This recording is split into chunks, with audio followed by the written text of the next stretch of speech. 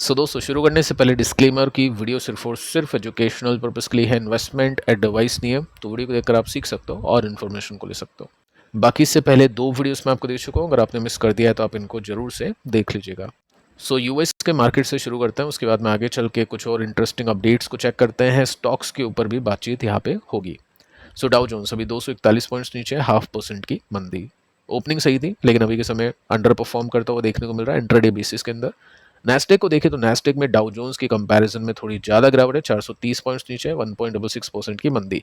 लेकिन देखिए यहाँ पे 1.66% की मंदी है, बट जो ड्रॉ डाउन हुआ है हाई से, जो नेस्डेक अभी फिसला है आज की हाई से, वो मोर देन 2.5% नीचे है। उसके बाद में फैंग को चेक कर लेते हैं। फैंग में तो बहुत बड़ी गिरावट आ चुकी है, 2.27% की मंदी। इसका जो ड्रॉ डाउन है वो 4% के आसपास का फिलहाल देखने को मिल जाता है। इतनी बड़ी गिरावट अभी चल रही है यूएस मार्केट में टेक कंपनीज के अंदर। तो ऑब्वियस है कि कल अपनी भी जो टेक कंपनीज है या फिर जो एआई कंपनीज है उनके ऊपर प्रेशर आ सकता है।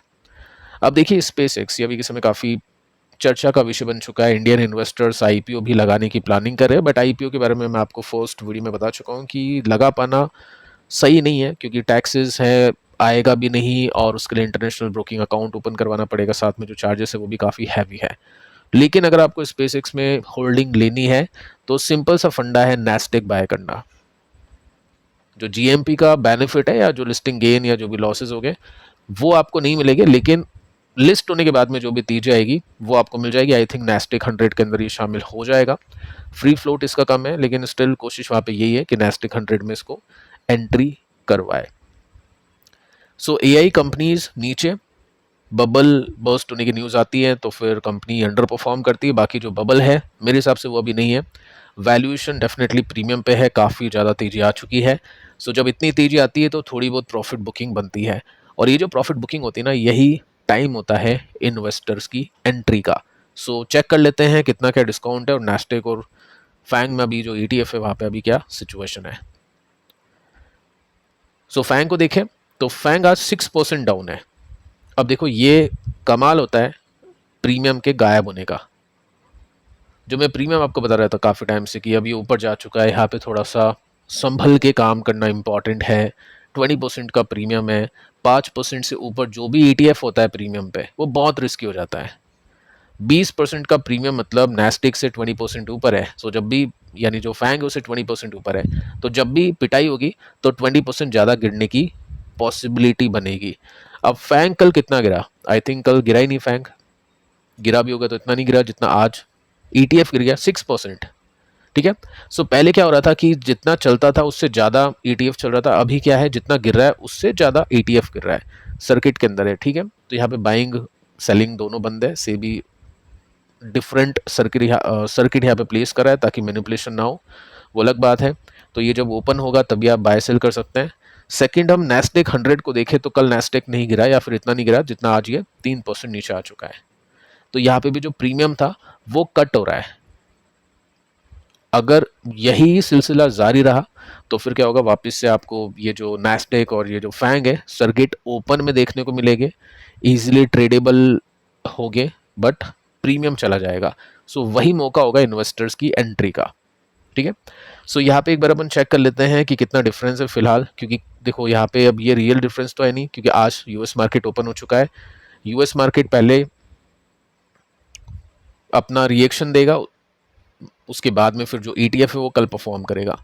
यहाँ पे आप देख सकते हैं ETF सर्किट, उसके बाद में नेस्डेक ऊपर, ETF नहीं चला, नेस्डेक गिरा, ETF यहाँ पे गिरा। यहाँ पे ओपन हो गया था ये नेस्डेक का ETF, 8 जून की बात कर रहा हूँ। ठीक है।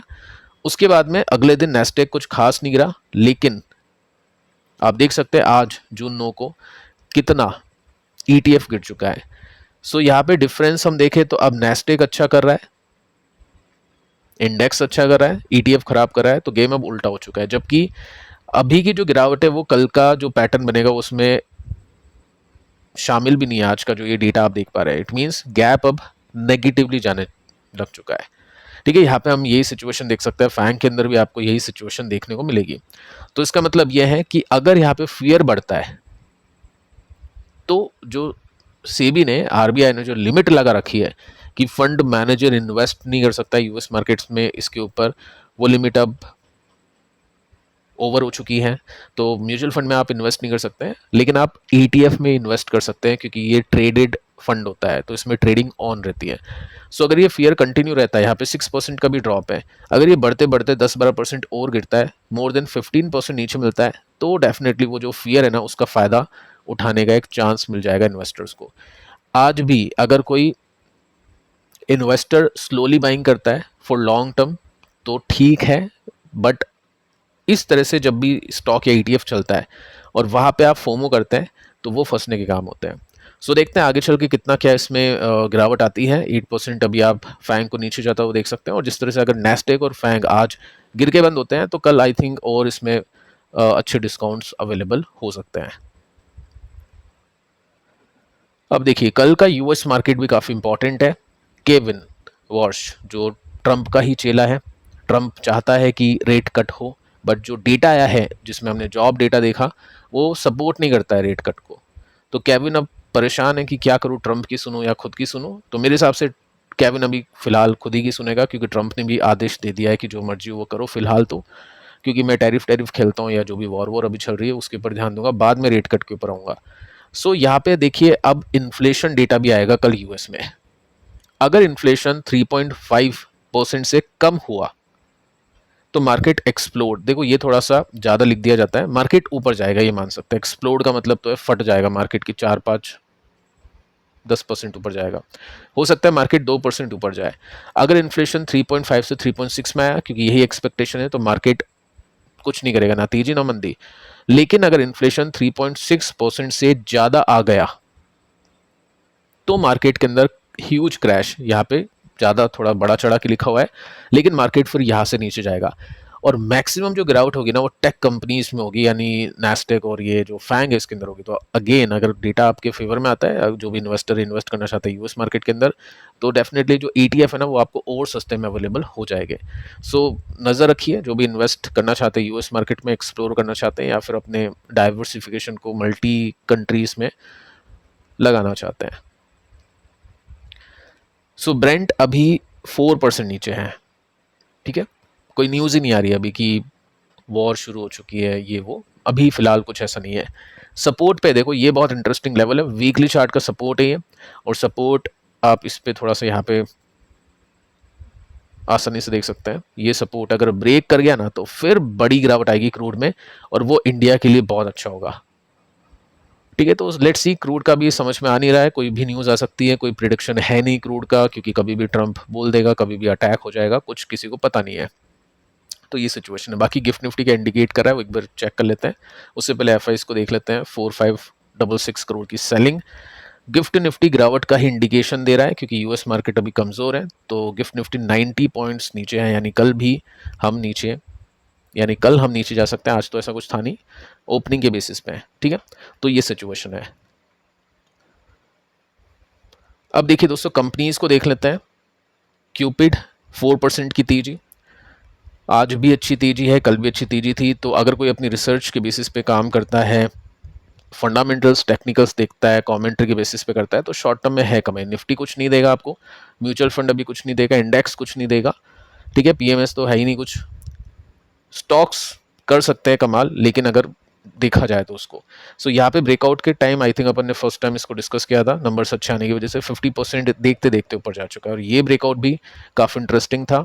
प्रोमोटर बाइंग करा है, तो ये भी एक अच्छा मौका था, जो कि आई थिंक मोमेंटम के लिए तो अभी भी मौका है, ठीक है। बट ऐसा नहीं है कि आपको खरीदना बेचना है, जस्ट यहाँ पे डेटा की बेसिस पे आपको चीज़ें मैं समझा रहा हूँ। इसके बाद में हम देखते हैं ग्रो 3% ऊपर। क्वेश्चन आता है, जो भाग गया वो तो भाग गया, नीचे है वो बताइए। तो ग्रो के नंबर्स अच्छे थे, बाकी जो ब्रोकिंग कंपनीज है उनके कंपैरिजन में अच्छे हैं। म्यूचुअल फंड के अंदर भी अच्छा इन्वेस्टिंग अभी की जा रही है, तो उसके बेसिस पे यहाँ पे एक अच्छा सपोर्ट बनाया। जो निफ्टी वीकनेस दिखा रहा है सपोर्ट से, यहाँ पे स्ट्रॉन्ग पैटर्न थोड़ा सा देखने को मिल रहा है। सो ऐसी कंपनीज को थोड़ा सा ध्यान से देखना चाहिए जो अभी सपोर्ट से ऊपर जाने की तैयारी कर रही है। KRN हीट एक्सचेंजर भी इसी के अंदर शामिल कर सकते हैं, वो भी इसी तरह का पैटर्न बना रहा है, वो वैसे आउट हो चुका है। सो अगर कोई देखना चाहता है ऐसी कंपनी, तो इसके ऊपर आप अपनी स्टडी कर सकते हैं। RR केबल ऑलरेडी ऊपर निकल चुका है, ये भी हमने देखा था, नंबर्स अच्छा आए थे, ये इस ब्रेकआउट का वेट कर रहे थे। जैसे ये ब्रेकआउट हुआ उसके बाद में 42% के रिटर्न्स बन गए कुछ ही टाइम में, एक आध महीने के अंदर। सो नज़र होनी चाहिए नंबर्स के बेसिस पे, या कोई अच्छी न्यूज़ आ रही है कंपनी के लिए, ऐसी न्यूज़ नहीं होनी चाहिए स्प्लिट बोनस या कुछ और न्यूज़ आनी चाहिए जिससे कंपनी एक्सपेंड कर रही है या फिर कुछ अच्छे नंबर्स आएंगे इन कमिंग क्वार्टर्स, तो वैसी न्यूज़ के ऊपर फोकस रखना है। ठीक है, तो यहाँ पे भी निकल चुकी है गाड़ी। VBL अभी नीचे है, 56 का पी है, 1.27% की तेजी है। इस क्वार्टर में नंबर्स अच्छे गए थे, मार्केट को सरप्राइज किया अच्छे नंबर्स देकर। साथ में टेक्निकल्स के अंदर भी आप एक रिवर्सल साफ साफ नोट कर सकते हैं। ठीक है, अगर इसमें एक स्विंग इसको कंप्लीट करना हो तो 29% का गैप है। लेकिन दोस्तों ऐसी जो भी कंपनी है जो FMCG है जो स्लो अब हो चुकी है, अभी स्टिंग का इसमें है नहीं नशा, तो ये स्लो हो चुका है जब तक कुछ नया प्रोडक्ट नहीं लेके आएगा। तो ऐसे में 30% की जो एक्सपेक्टेशन है वो एक एक साल की करनी चाहिए इन्वेस्टर्स को। जैसे 25-26 अच्छा नहीं गया, 24-25 में अच्छे रिटर्न्स मिले, तो 26-27 की एक्सपेक्टेशन यहाँ पे इस तरह से होती है इन कंपनीज में। देखो पहले रिटर्न्स मिल गए, बहुत अच्छी बात है। बाकी फिलहाल यहाँ पे एक रीटेस्टिंग भी की थी ब्रेकआउट पे, जो रेसिस्टेंस था उसके बाद में ऊपर गया। अब ये यहाँ से ऊपर जाता है, देखो यहाँ तक तो आएगा तो फिर वो नेगेटिव हो जाएगा, लेकिन अगर ये यहीं से ऊपर जाता है तो डेफिनेटली एक पॉजिटिव पैटर्न बनेगा, जो कि आई थिंक बन सकता है। नंबर्स अच्छे आए हैं, मार्केट में कुछ अनहोनी हो जाए तो पता नहीं है, क्योंकि इन कंपनीज के नंबर्स इतने भी अच्छे नहीं है उन कंपनीज के कंपैरिजन में जो KRN या क्यूपिड या इस तरह की जो कंपनीज हैं, एमटार ऐसी जो कंपनीज है जिनके पास में मल्टी करोड़ के ऑर्डर्स है, तो उनकी बात अलग है। बाकी हाँ, VBL भी अभी ब्रेकआउट कर चुका है, जो भी इन्वेस्टर्स वेट कर रहे थे, डेफिनेटली इन्वेस्टर्स के लिए यहाँ पे एक ब्रेकआउट आ चुका है। तो फिलहाल दोस्तों इस वीडियो में इतना ही, पिछले 2 वीडियोस आप देख लेना, मिलते हैं कल, तब तक के लिए शुभ रात्रि।